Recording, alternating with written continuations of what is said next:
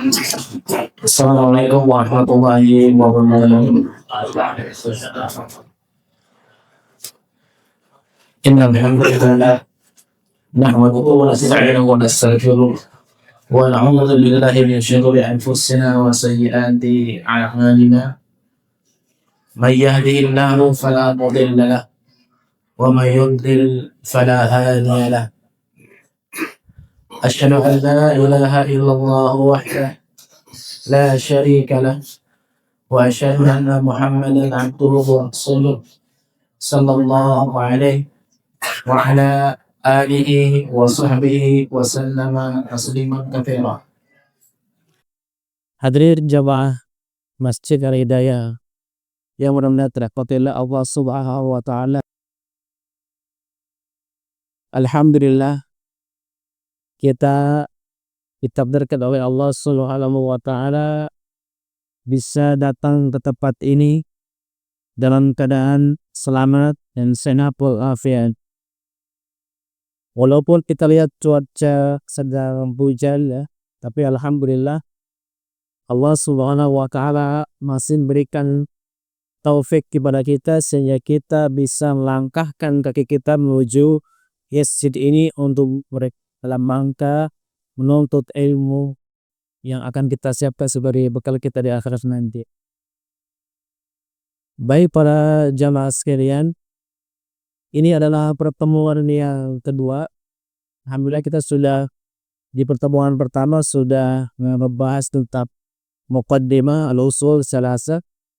Kita juga sudah membahas tentang bagian pertama ya.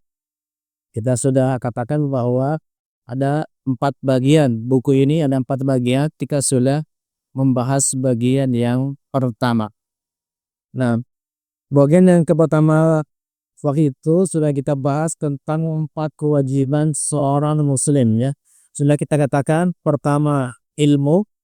Ilmu ini adalah mengenal Allah, mengenal Nabi-Nya dan mengenal agama. Kemudian yang kedua mengamalkannya. Yang ketiga mendakwahkannya. Yang keempat sabar atas gangguan dalam melaksanakannya. Nah ini sudah kita bahas ya. Sampai kemarin nomor 3 mendakwahkannya. Maka sekarang nomor 4 sabar. Nah kenapa di sini dikatakan sabar? Karena 3 amal yang sebelumnya yaitu ilmu, mengamalkan ilmu dan mendakwahkan ilmu itu butuh kepada kesabaran. Ilmu misalnya, untuk agar kita mendapatkan ilmu kita perlu mencari ilmu. Maka mencari ilmu butuh kesabaran. Karena mencari ilmu butuh proses panjang. Bisa jadi kita di awal kita semangat menuntut ilmu. Pertemuan pertama semangat, kedua masih semangat, ketiga, keempat, kelima semangat menurun sampai akhirnya kita meninggalkan menuntut ilmu. Maka ini butuh kesabaran. Begitu juga mengamalkan ilmu ya. Ini juga sangat butuh kesabaran. Apalagi yang ketiga dakwah. Dakwah itu sangat butuh kesabaran. Tanpa kesabaran kita mungkin akan meninggalkan jalan dakwah karena beratnya rintangan yang ada di dalam dakwah. Maka dibutuhkan yang keempat yaitu sabar ya. Sabar dalam gangguan melaksanakan ketiga hal di atas. Nah sabar itu artinya al-hamzu atau hamsul nafs, menjaga atau menahan diri. Sabar itu menahan diri. Menahan diri dari apa? Sabar ada 3. Pertama as-sabru ala ta'atillah. Sabar dalam menjalankan ketaatan kepada Allah Subhanahu wa taala. Kita melaksanakan ibadah, kita melaksanakan salat. Tentu ini butuh kesabaran. Apalagi salat di awal waktu. Nah, ini butuh kesabaran. Kalau tidak sabar, kita mungkin salat di akhir waktu atau bahkan meninggalkan salat karena tidak adanya kesabaran dalam melaksanakan ketaatan kepada Allah Subhanahu wa taala. Begitu juga misalnya puasa. Puasa siang-siang panas, tapi kita harus menahan diri dari makan minum. Apalagi misalnya kita bekerja di sebuah tempat sebuah perusahaan yang di situ kebanyakan tidak berpuasa ke sana. Makanya tantangan tersendiri, butuh kepada kesabaran. Kemudian sabar yang kedua adalah as-sabru an maksiatillah. Sabar dalam meninggalkan maksiat kepada Allah Subhanahu wa taala.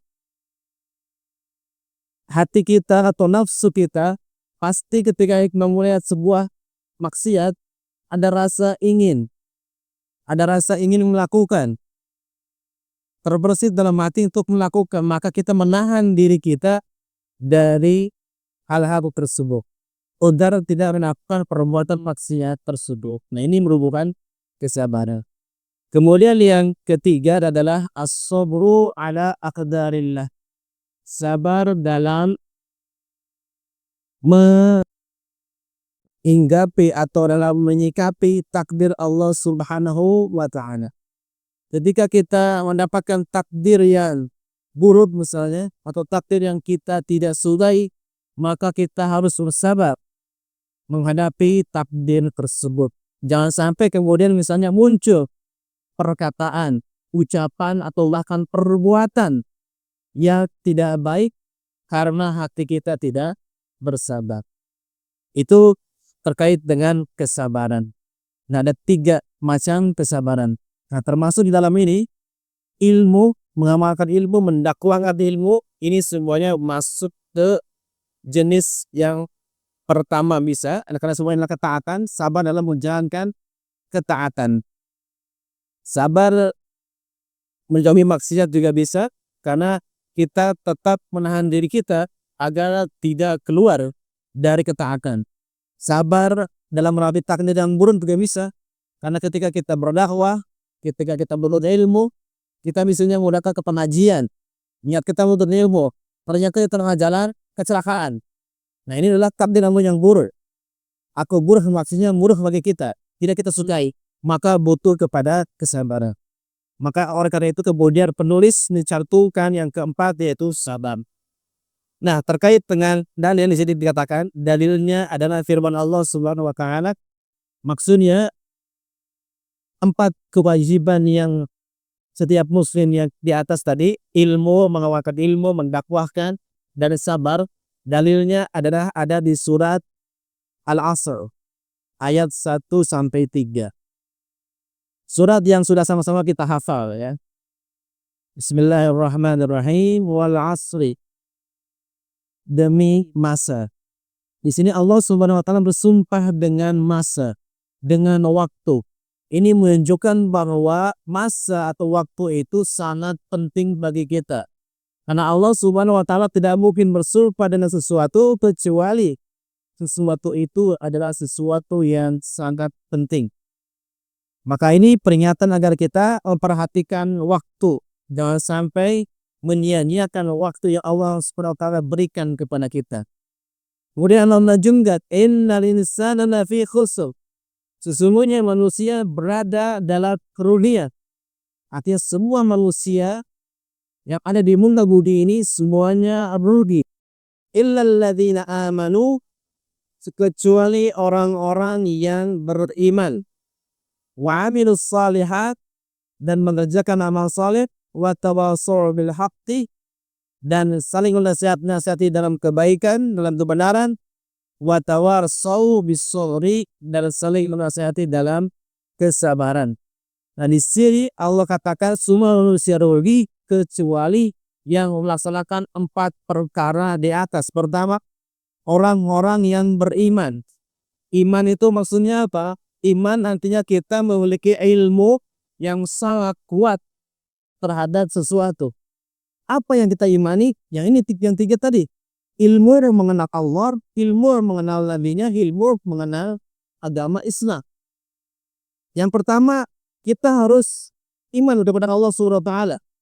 Karena tanpa iman kepada Allah Subhanahu wa taala, kita tidak akan pernah beriman kepada Nabi. Kita bisa beriman kepada Nabi karena kita percaya adanya Allah. Kalau kita tidak percaya adanya Allah, mana mungkin kita percaya adanya utusan Allah. Maka pertama, iman kepada Nabi, iman kepada Allah ya. Ini yang pertama. Ketika seseorang sudah meyakini, mengimani iman kepada Allah, Maka kemudian yang kedua, iman kepada nabinya, bahwa Allah Subhanahu wa taala sudah mengutus seorang utusan yang akan membawa agama yang benar.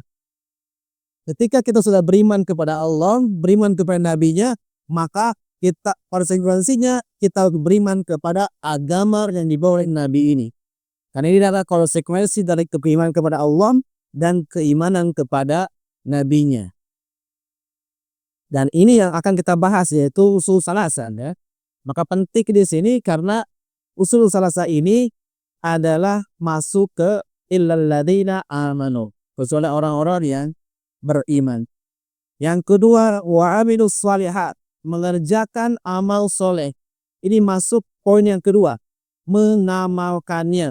Maksudnya mengamalkan ilmu.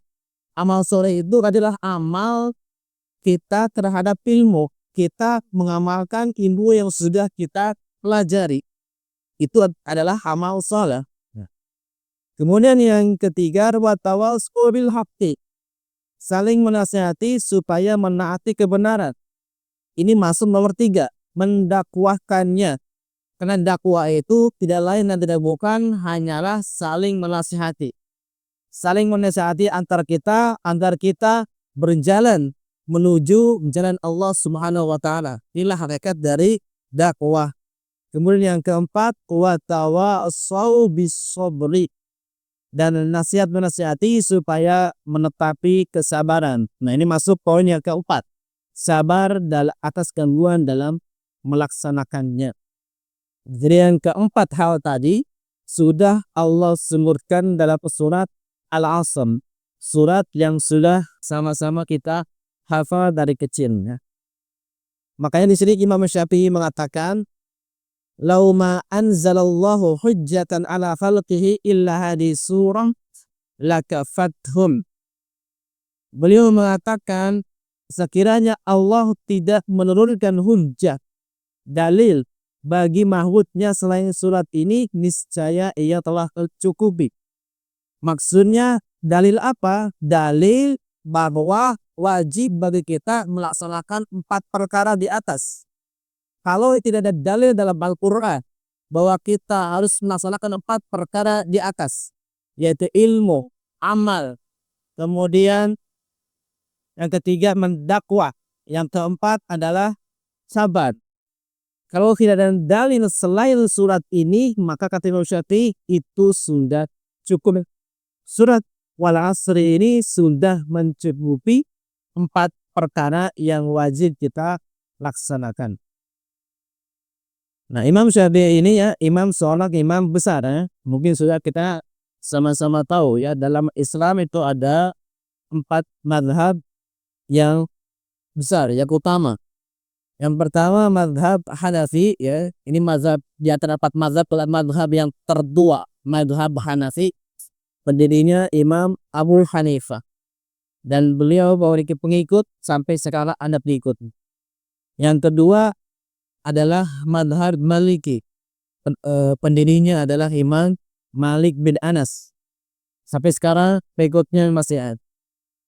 Yang ketiga adalah mazhab Syafi'i. Nah, ini Imam Syafi'i di antara 4 mazhab berarti mazhab yang ketiga, ya. Kemudian mazhab yang keempat adalah mazhab Hambali. Pendirinya adalah Imam Ahmad bin Hanbal.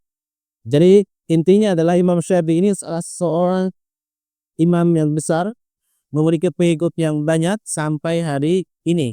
Dan beliau mengatakan bahwa sunat Al-Asr sudah mencukupi bagi kita sebagai dalil untuk melaksanakan 4 perkara yang disebutkan di awal kitab ini. Dan kemudian di sini Imam Bukhari juga berkata, babul ilmi qabla al-qawli wal amali. Imam Bukhari menulis sebuah kitab namanya Sahih Al-Bukhari.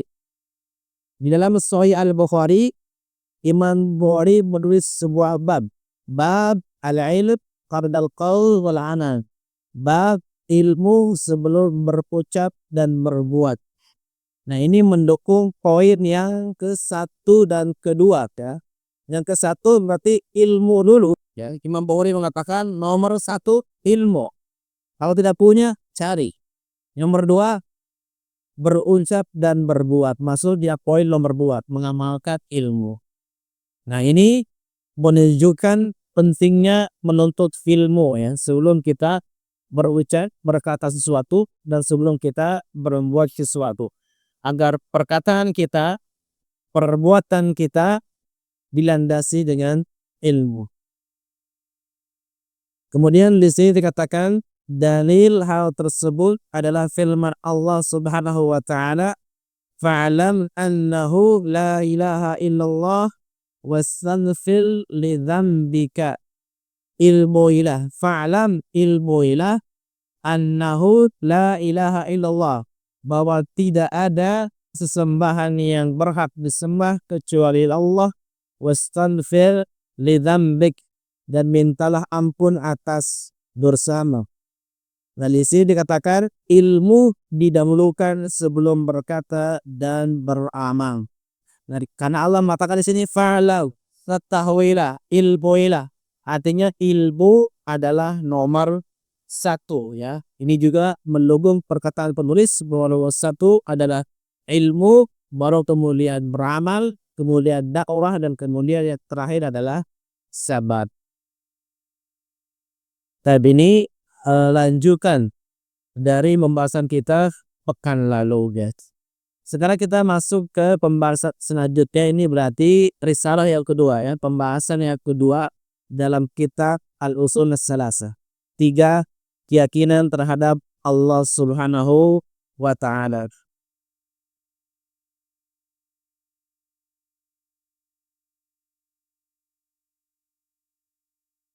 Nah, di sini dikatakan penulis berkata, ketahuilah, i'lam rahimakallah, ketahuilah semoga Allah merahmatimu, annahu yajibu ala kulli muslimin wa muslimatin ta'allumu thalathi hadhihi masaib wal amalu bihinna.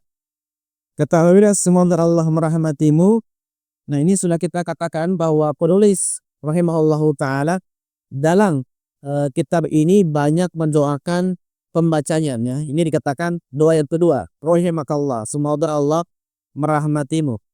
Bahwa wajib bagi setiap muslim dan muslimah mempelajari pula 3 hal berikut ini dan mengamalkannya.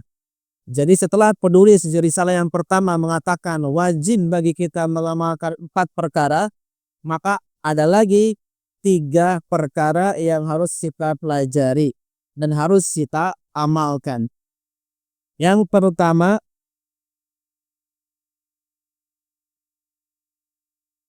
al-ula annallaha khalaqana wa razaqana wa lam yatrukna hamala. Allah lah yang menciptakan dan memberi rezeki kepada kita dan tidak membiarkan kita terlantar. Maksudnya Allah Subhanahu wa taala ketika sudah menciptakan kita, Allah kemudian memberi rezeki kepada kita. Allah tidak membiarkan makhluknya tidak ada rezeki ya. Semua makhluk Allah berikan rezekinya masing-masing.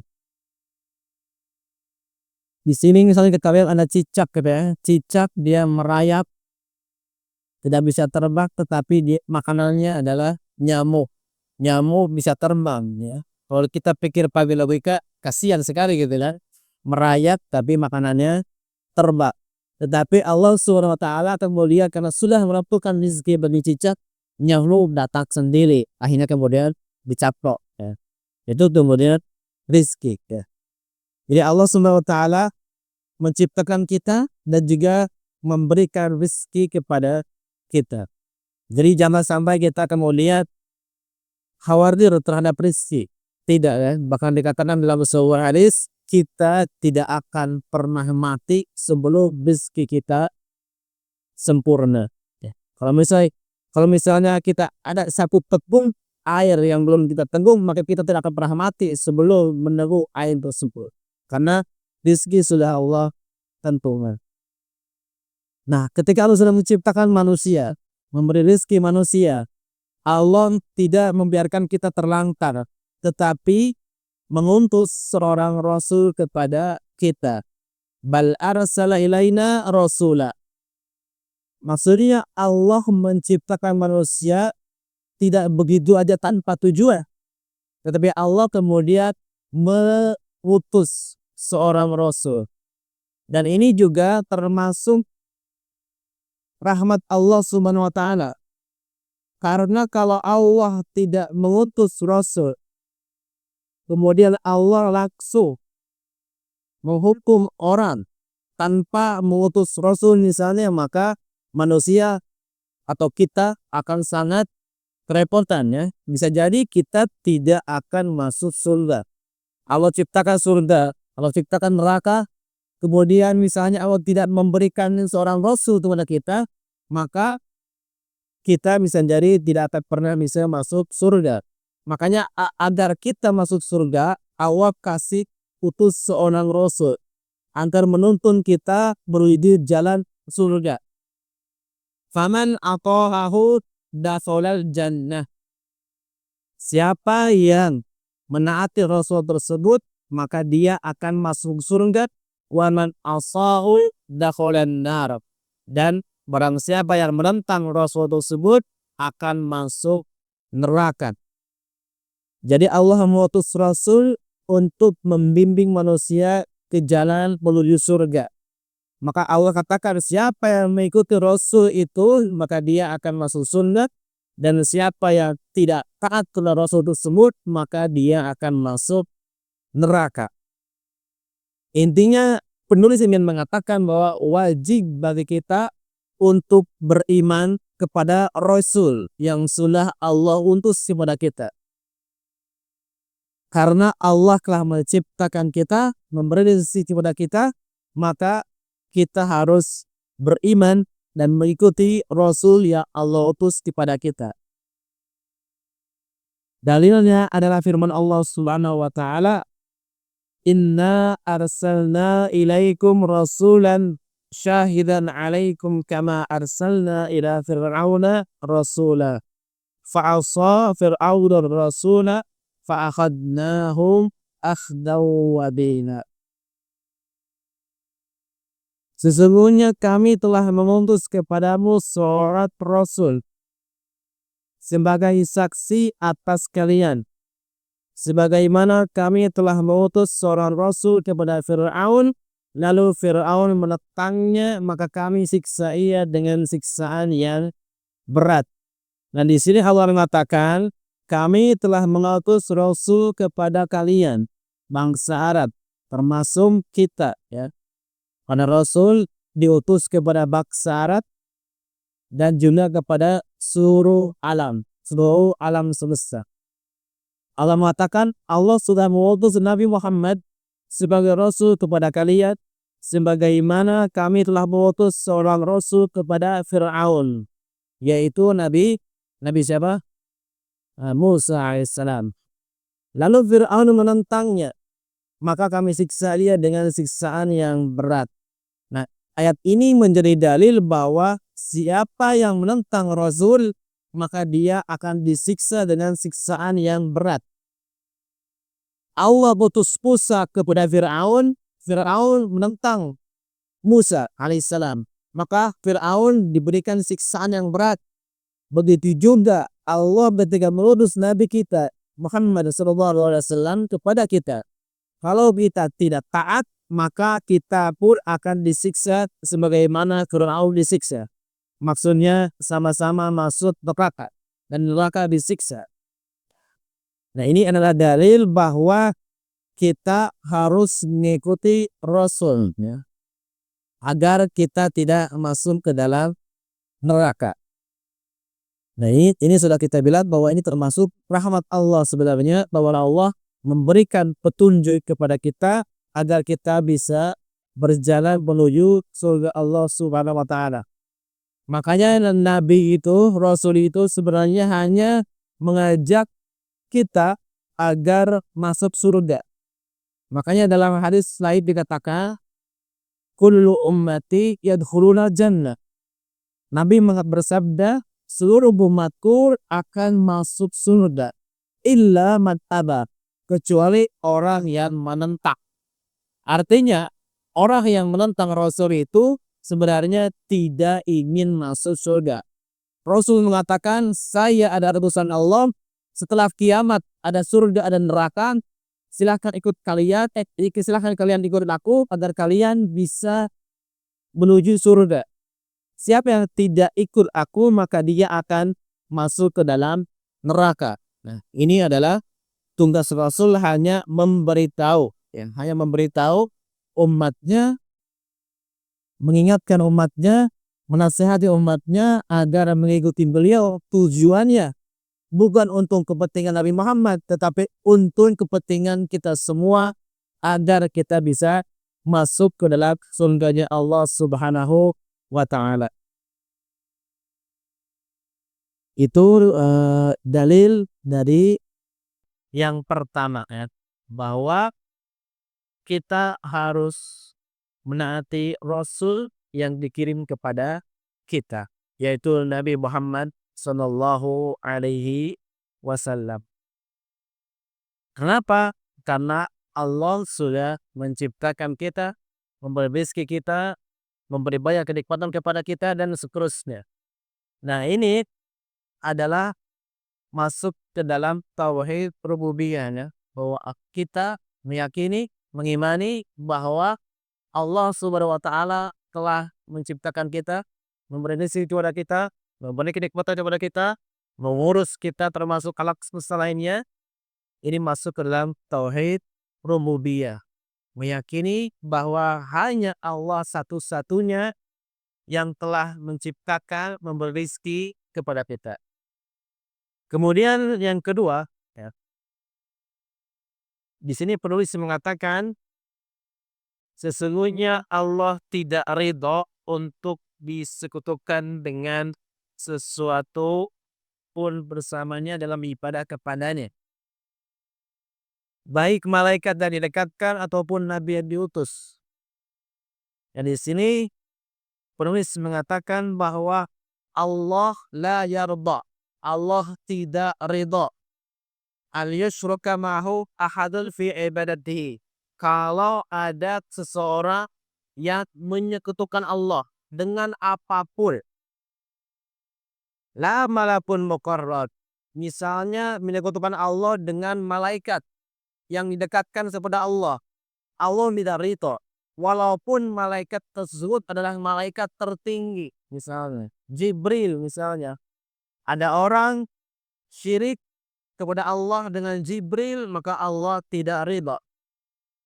Begitu juga wala nabiyyut uksal, kalau ada orang yang berbuat syirik, menyekutukan Allah Subhanahu wa taala dengan nabi yang diutus oleh Allah Subhanahu wa taala, walaupun nabi tersebut sangat mulia, termasuk misalnya nabi kita Muhammad sallallahu alaihi wasallam, nabi yang termulia, makhluk yang termulia di alam semesta. Kalau ada seseorang yang menyekutukan Allah dengan Nabi Muhammad sallallahu alaihi wasallam, maka Allah dikatakan la yarda, tidak ridha dengan perbuatan syirik tersebut. Artinya Allah hanya ridha kalau kita hanya menyembah Allah saja, tidak menyembah yang lain. Nah, ini masuk ke jenis tauhid yang kedua, yaitu tauhid uluhiyah. Tauhid uluhiyah itu apa? Yaitu kita hanya beribadah kepada Allah Subhanahu wa taala saja dan tidak beribadah kepada yang lain. Di sini dalilnya adalah wa annal masajida lillah, bahwa masjid-masjid itu adalah milik Allah. Fala tad'u ma'allahi ahada, maka janganlah kamu berdoa kepada seorang pun bersama Allah Subhanahu wa taala. Nah, di sini mengatakan wa annal masajid. Masajid ini dalam bahasa Arab adalah bentuk jamak dari kata masjidun. Masjidun ini artinya bisa dalam ayat ini ya bisa 3, mempunyai 3 arti ya, masjid. Arti yang pertama, masjid yang sudah kita kenal ya, ini masjid. Berarti arti yang pertama, masjid seperti ini, tempat di mana kita sholat, sebuah bangunan yang dibangun oleh kaum muslimin untuk dilaksanakan sholat di dalamnya. Ini maka yang pertama, maka Allah katakan masjid-masjid itu ya, masjid ini adalah milik Allah. Karena masjid adalah milik Allah, maka tidak boleh menyembah siapapun selain Allah. Inilah masjid. Karena masjid adalah milik Allah Subhanahu wa taala. Sama kayak kita misalnya rumah adalah milik kita. Maka tidak boleh ada orang yang menghinakan kita di rumah kita sendiri. Ya, maka ini sangat sangat keterlaluan ya. Ada tamu masuk ke rumah kita kemudian menghinakan kita. Ini kamu yang sangat tidak beradab. Maka begitu juga ketika kita masuk masjid. Masjid ini milik Allah. Maka haram bagi kita untuk beribadah kepada selain Allah di masjid yang merupakan rumah Allah, milik Allah Subhanahu wa taala. Ini makna yang pertama, masjid dalam artian bangunan yang dibangun untuk beribadah kepada Allah Subhanahu wa taala. Makna yang kedua yang dimaksud dengan masjidun adalah a'dha'is sujud. Anggota-anggota badan yang digunakan untuk sujud. Karena masjidun itu artinya isim makan, tempat. Tempat yang dengan tempat tersebut kita bersujud. Maksudnya anggota badan yang dengan anggota badan tersebut kita bersujud. Anggota badan yang kita gunakan untuk bersujud yaitu apa ini? Jidat ya, hidung, 2 telapak tangan, 2 lutut dan 2 telapak kaki. Nah, Allah bilang anggota-anggota sujud, anggota-anggota badan yang kita lakukan untuk sujud, yang kita gunakan untuk sujud, itu semua adalah milik Allah. Maka jangan sampai kita bersujud dengan sesuatu yang punya Allah. Anggota badan kita milik Allah, maka jangan gunakan anggota badan milik Allah untuk bersujud, beribadah kepada selain Allah Subhanahu wa taala. Ini makna yang kedua ya, anggota badan yang digunakan untuk bersujud. Makna yang ketiga dari kata masjid adalah bumi ya. Karena Nabi SAW berkata, wa ju'ilat liyal ardu masjidan wa tahura. Bumi ini dijadikan untukku oleh Allah Subhanahu wa taala sebagai masjid, sebagai tempat sholat dan sebagai tohur, sebagai alat untuk bersuci. Maksudnya adalah tayamum ya. Ketika air tidak ada, kita menggunakan tanah sebagai alat bersuci. Nah, jadi masjid yang ketiga maksudnya adalah bumi. Di bumi ini ya, selama kita masih menginjak bumi dan kita akan terus menginjak bumi karena tidak ada ceritanya manusia kemudian hidup di luar bumi ya. Tidak ada ceritanya. Karena Allah Subhanahu wa taala menciptakan Adam di surga kemudian menurunkan Adam kemana? Ke bumi kan? Artinya semua keturunannya di bumi. Maka ketika kita berada di bumi Allah Subhanahu wa taala, maka tidak boleh kita bersujud, beribadah, berdoa kepada selain Allah Subhanahu wa taala. Nah, ini diantara makna masjid ya. 3 makna terkait dengan masjid. Nah, di terjemahan ini menggunakan makna yang pertama ya. Tetapi ketiga-tiga maknanya bisa disatukan. Artinya Allah sudah menciptakan tempat ini diciptakan dibangun oleh kaum muslimin untuk sholat sebagai rumah Allah, milik Allah, maka tidak boleh beribadah dalam masjid yang milik Allah untuk selain Allah.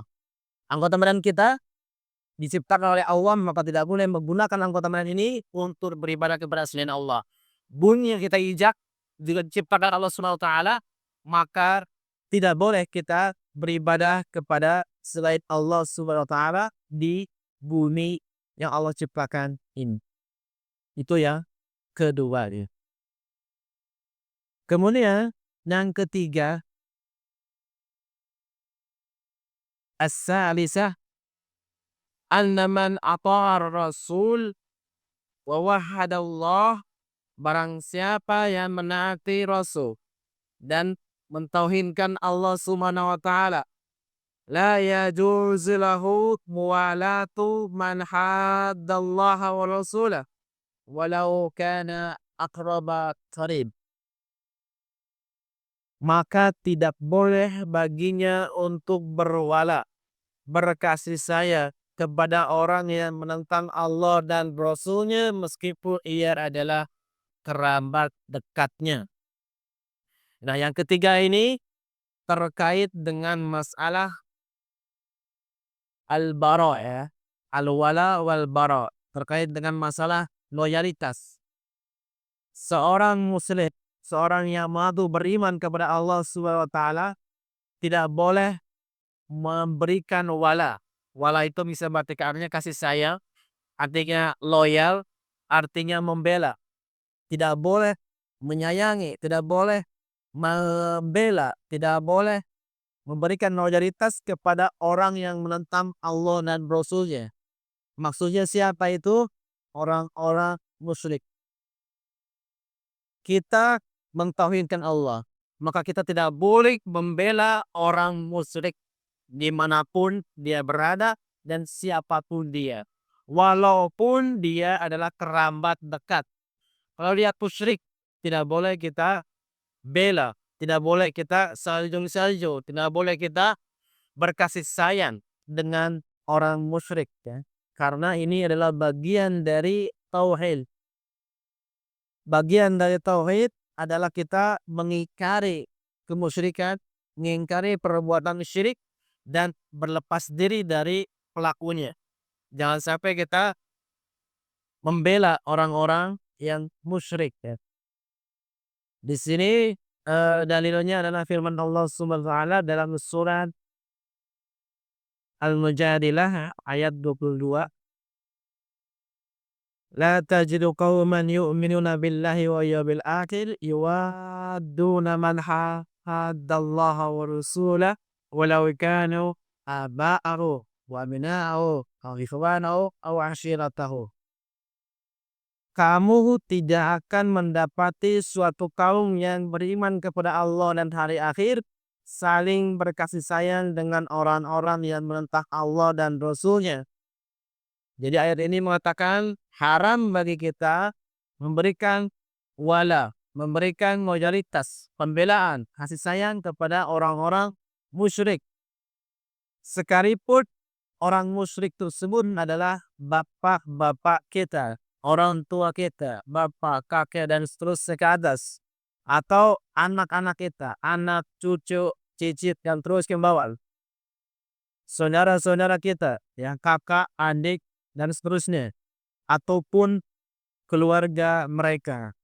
Termasuk anggota keluarga kita, maka kita harus menentang kemusyrikan yang mereka perbuat. Jangan sampai keluarga kita berbuat syirik, tetapi kita diam saja. Bahkan membela kesyirikan ini tidak boleh. Ulaika kataballahu fi qulubihim al-iman wa ayyadahum bi ruhin minhu wa yudkhiluhum jannatin tajri min tahtiha al-anharu khalidina fiha radhiyallahu anhu wa radu an ulaika hizbullah ala inna hizballahi humul muflihun. Mereka itulah orang-orang yang Allah telah menanamkan keimanan dalam hati mereka dan menguatkan mereka dengan pertolongan yang datang darinya, dan dimasukkannya mereka ke dalam surga yang mengalir di bawahnya sungai-sungai. Mereka kekal di dalamnya. Allah ridho kepada mereka dan mereka pun merasa ridho kepada Allah atau kepada limpahan rahmatnya.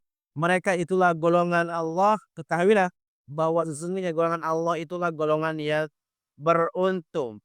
Artinya Allah ingin mengatakan bahwa orang-orang yang beruntung, orang-orang yang nanti akan masuk surga, mendapatkan surganya Allah, mendapatkan limpahan rahmat, mendapatkan keridhaan dari Allah adalah orang-orang yang berlepas diri, tidak membela kemusyrikan dan tidak membela para pelakunya.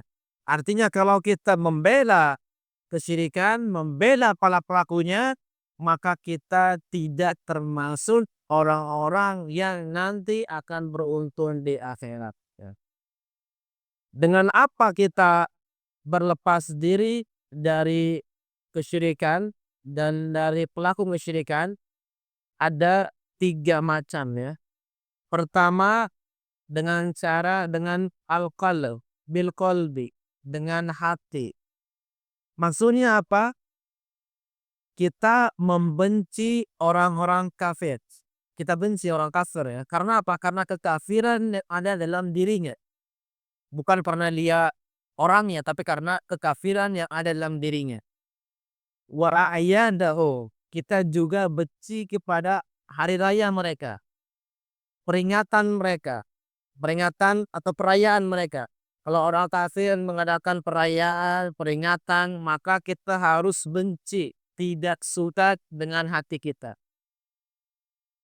Khususnya adalah perayaan-perayaan yang mengandung kesyirikan ya. Perayaan yang mengandung kesyirikan, nah itu layak atau wajib kita ingkari. Pertama mengingkari dengan hati terhadap orang kafir. Yang kedua adalah bil lisan, dengan lisan. Karena Nabi Ibrahim mengatakan kepada kaumnya yang kafir, innani barabun mimma ta'budun. Aku berlepas diri dari apa yang kalian sembah. Nah ini adalah berlepas diri dari kemusyrikan dan orang-orang musyrik dengan cara mulut ya, dengan ucapan. Ini yang kedua. Kemudian juga Allah mengajarkan kepada kita dalam surah Al-Kafirun. Allah mengatakan, "Qul," katakan, "Ya ayyuhal kafirun," wahai orang-orang kafir. "La a'budu ma ta'budun." Aku tidak menyembah apa yang kalian sembah. "Wala antum 'abiduna ma a'bud." Kalian pun tidak menyembah apa yang aku sembah. "Wala ana 'abidum ma 'abadtum." Aku pun tidak akan pernah menyembah apa yang kamu sembah. "Wala antum 'abiduna ma a'bud." Dan kalian pun tidak akan pernah menyembah apa yang aku sembah. "Lakum dinukum waliya din." Bagimu agamamu dan bagiku agamaku. Di sini Allah mengajarkan kita harus berlepas diri dari kemusyrikan, orang-orang musyrik, orang-orang kafir. Kita tidak membela mereka dengan hati, yang kedua dengan ucapan. Kemudian yang ketiga bil jawareh, dengan anggota badan ya. Dengan cara apa? Dengan cara tidak ikut serta dalam perayaan-perayaan orang-orang kafir ya. Ada perayaan orang kafir, ada momen-momen khusus orang-orang kafir, termasuk misalnya baju khusus yang dipakai orang kafir. Misalnya ada pendeta gitu kan, pendeta kan bajunya khusus, kita pakai, itu nggak boleh ya.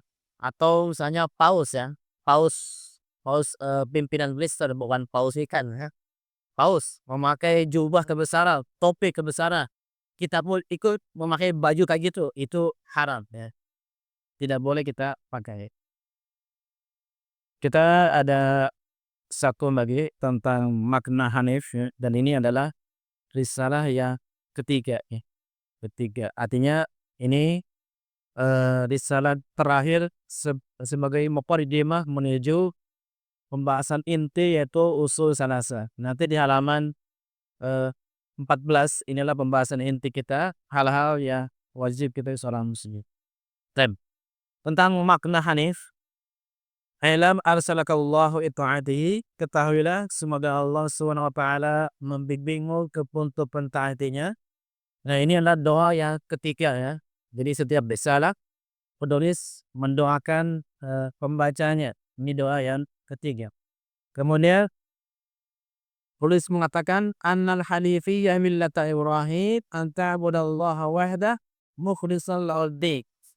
Wa bidzalika amarallahu jami'an nas wa khalaqahu la kama qala Allah Ta'ala wa ma khalaqtul jinna wal insa illa liya'budun. Agama Ibrahim yang Hanif adalah engkau menyembah Allah semata dan membolehkan ketaatan kepadanya. Demikian itu yang diperintahkan Allah kepada seluruh manusia dan tujuan diciptakannya mereka. Hal itu sebagaimana firman Allah Subhanahu wa taala, "Wa ma khalaqtul jinna wal insa illa liya'budun." Tidaklah aku menciptakan jin dan manusia melainkan supaya mereka menyembahku. Dan di sini dikatakan agama Ibrahim yang Hanif.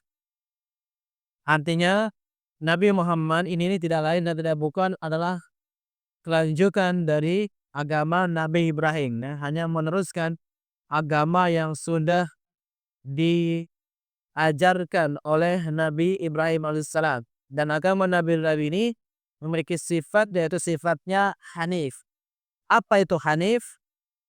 Agama yang Hanif adalah al-millatul ma'ilah anis syirki al-muqbilah ilal ikhlas wa tauhid wal iman. Agama yang Hanif adalah agama yang meninggalkan kesyirikan dan menuju tauhid, ikhlas dan iman. Artinya agama ini selalu menjauhi kesyirikan dan selalu menuju kepada tauhid. Ini namanya Hanif, ya. Seorang yang Hanif artinya seorang yang senantiasa meninggalkan kesyirikan dan senantiasa mentauhidkan Allah Subhanahu wa taala. Karena Nabi Ibrahim ini disebut oleh Allah sebagai seorang yang Hanif, ya. Allah berfirman, "Qanitan lillahi hanifa." Seorang yang gemar beribadah dan hanif, menjauhi kesyirikan dan menuju tauhid kepada Allah Subhanahu wa taala. Itu makna Hanif, dan agama Nabi Muhammad adalah kelanjutan dari agama Nabi Ibrahim alaihissalam. Kenapa Nabi Ibrahim? Karena Nabi Ibrahim ini adalah gelarnya adalah Abul Anbiya, bapaknya para nabi. Nabi Ibrahim ini punya dua anak, ya, Ishak dan Ismail. Dari Ishak ini muncul para nabi, Yakub dan seterusnya sampai Nabi Isa. Nah, dari Yakub sampai Isa semuanya dari keturunan Ishak. Kemudian dari Ismail tidak ada nabi kecuali terakhir adalah Nabi kita Muhammad sallallahu alaihi wasallam. Artinya mayoritas nabi berasal dari keturunan Ibrahim alaihissalam. Maka Nabi Muhammad hanya meneruskan agama Nabi Ibrahim. Dan di sini dikatakan tujuan diciptakan manusia adalah untuk beribadah kepada Allah semata. Nah, ini ditafsirkan sebagai yuwahidu, ya. Makna ya'budun ay yuwahidun. Makna beribadah adalah tauhid. Jadi tugas kita beribadah kepada Allah maksudnya mentauhidkan Allah Subhanahu wa taala. Wa kanudhabu ma amarallahu bihi at-tauhid wa huwa ifradullahi bil ibadah. Allah memerintahkan banyak perintah, dan perintah Allah yang teragung yang paling besar adalah tauhid, menyendirikan Allah dalam ibadah. Artinya hanya menyembah Allah saja. Wa 'azzamu ma naha anhu asyirkul wa huwa da'watul ghairihi ma'hu.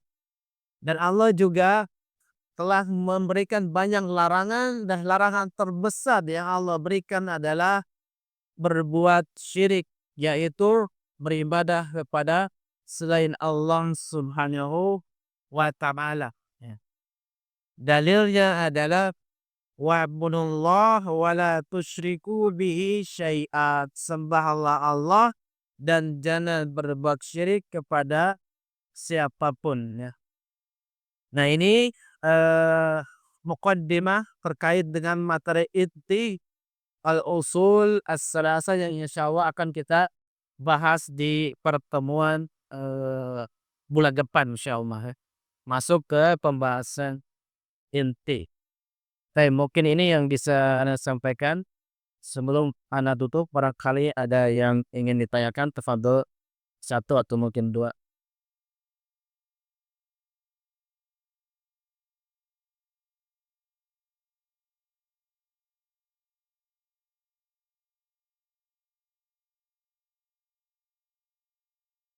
Baik, kalau kita dulu baru rekaman, waktu batasan dari dapur Korean ke mengenai pendengar komunitas pakam. Kalau kita baru mendengar, baru memakan kisah dasar. Mendengar, kemudian mengamalkan. Apa ya? Ya, maksudnya boleh atau tidak langsung. Mendengar saja tanpa paham.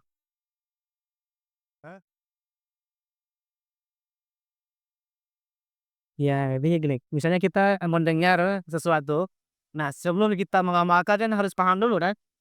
Kita nggak mungkin kita mendengar suara nih, kemudian kita nggak paham, amalkan itu nggak mungkin.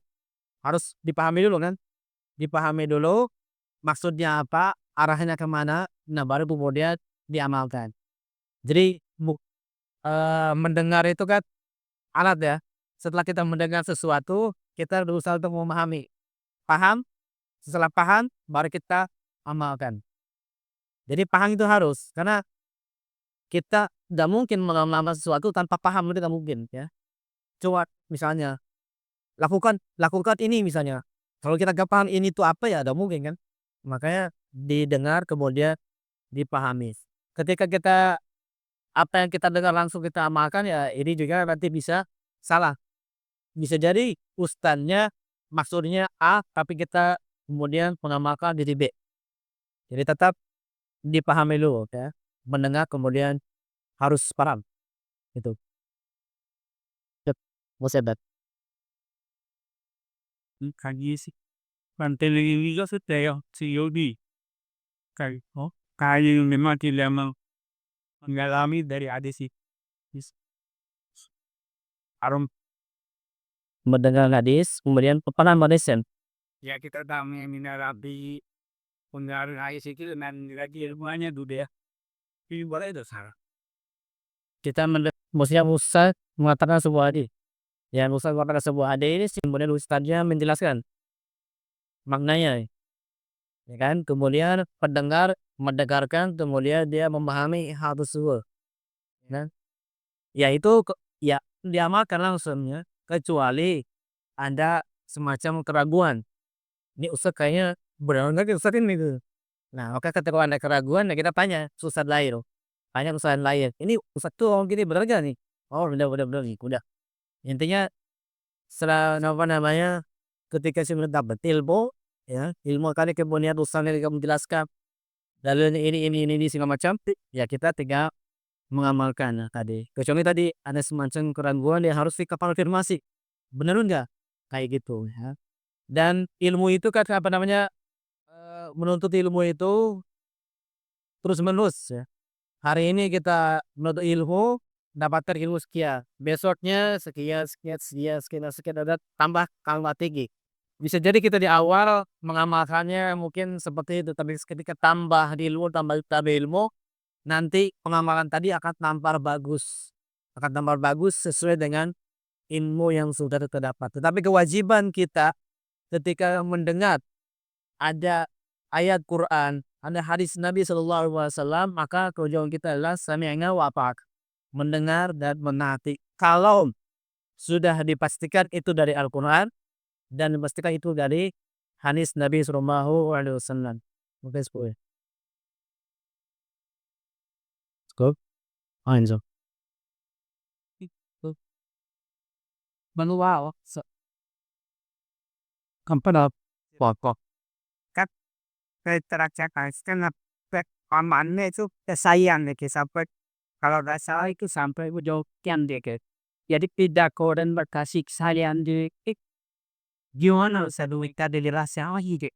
Jadi makanan itu papanya dapat pak ya kasih sayang dekat menyayangi itu dekat terus scroll dan beda.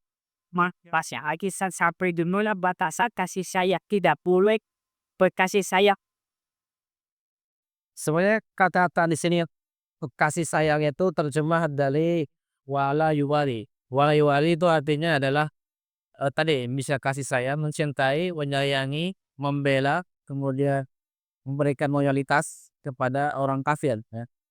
Maksudnya bukan berarti kita punya kayak Nabi Muhammad ya, Abu Thalib kafir, ya tentu sayang, karena beliau sayang makanya mendoakan, ya kan, bukan mendoakan, sampai beliau mendakwahkan, sampai ketika Abu Thalib mau sakaratul maut, Abu Thalib Nabi Muhammad sampai seolah memaksa, "Pamanku katakan la ilaha illallah, coba itu dulu, la ilaha illallah."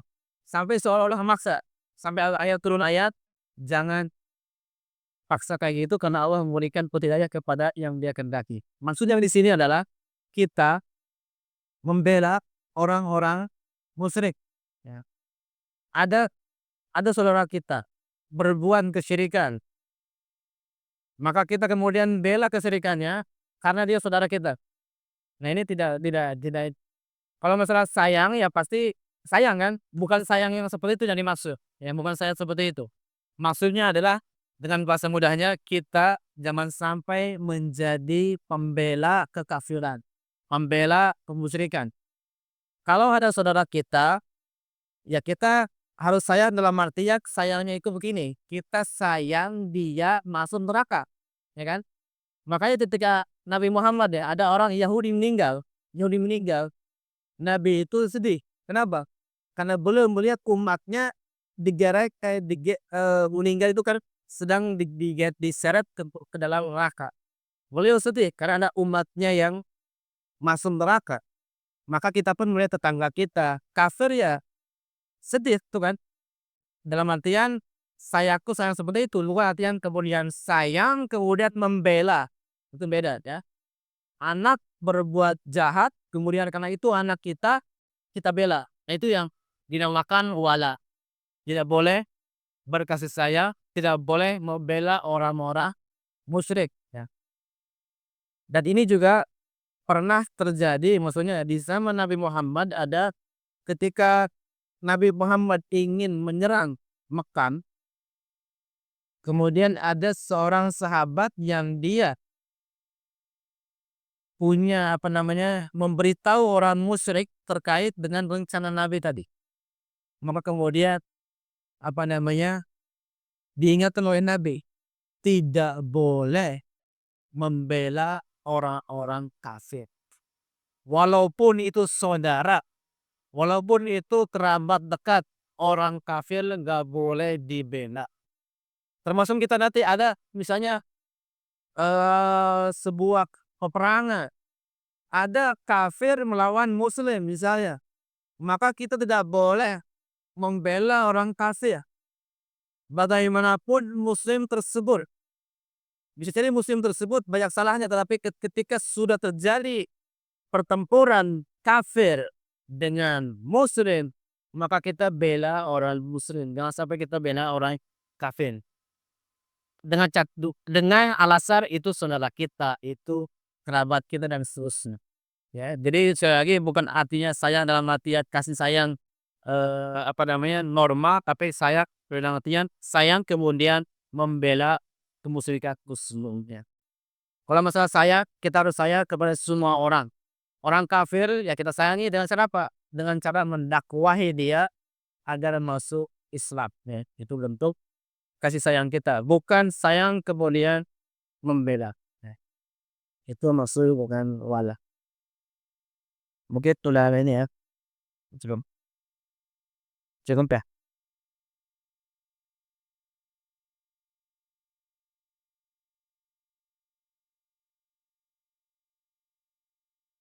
Ini anak kebetulan ada ini hadiah kecil.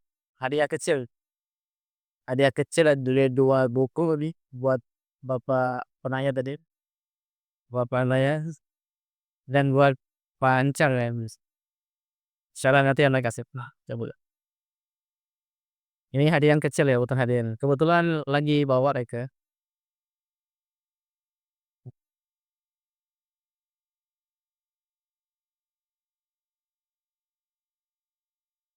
Saya kira cukup ya. Dan mungkin untuk pembahasan kali ini kita cukupkan sampai di sini ya, kita menusuk menghendek asyhadu an la ilaha illa anta astaghfiruka wa atubu ilaika. Wassalamualaikum warahmatullahi wabarakatuh.